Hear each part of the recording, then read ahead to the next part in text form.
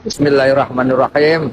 Warrahmanul Qudus, Ba'isul Muqtadiru, Rabbis Rafli Sadri, Wa Yasirli Amri, Wa Hlul 'Uqdatam min lisani yafqahu qauli. Alhamdulillah, walaupun dalam kondisi hujan, kita masih tetap terus menempuh perjalanan perjuangan ini. Saya akan sedikit cerita ya, bagaimana sih latar belakangnya kok model orang seperti saya ini hanya sebatas nelayan, masih mau-maunya ngurusin hal-hal yang sifatnya besar lah, reksaksa gitu kan. Nah sebenarnya mah sederhana sih jawabannya. Saya pikir kalau kita sebagai umat Islam kan udah jelas pandangan hidupnya.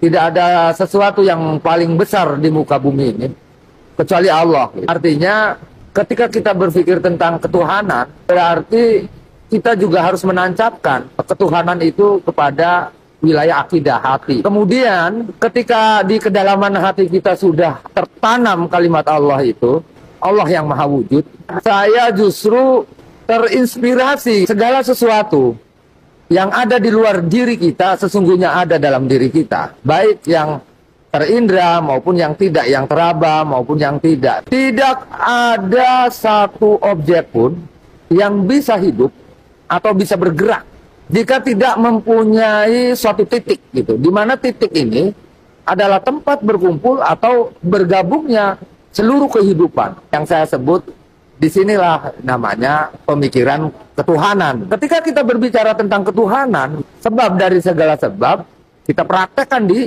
muka bumi ini.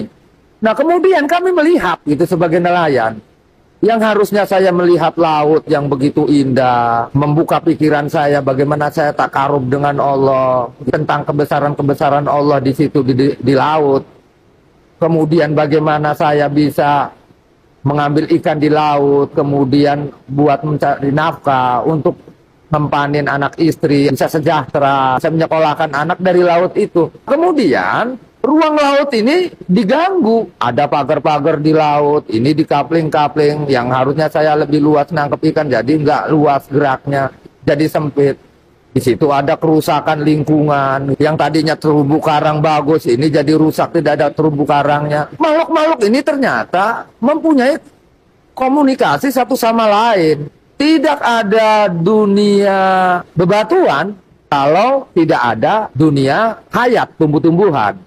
Begitu juga tidak ada dunia hayat jika tidak ada makhluk hewan segala macam, kambing, binatang segala macam. Dan itu juga tidak akan pernah ada jika tidak ada makhluk yang namanya sosial. Ketika kita berbicara sosial, ini kan larinya ke kita, ke manusia. Seharusnya gimana sih sosial itu? Hubungan manusia dengan manusia itu harusnya seperti apa? Nah, Allah memerintahkan itu, hablum minan nas itu.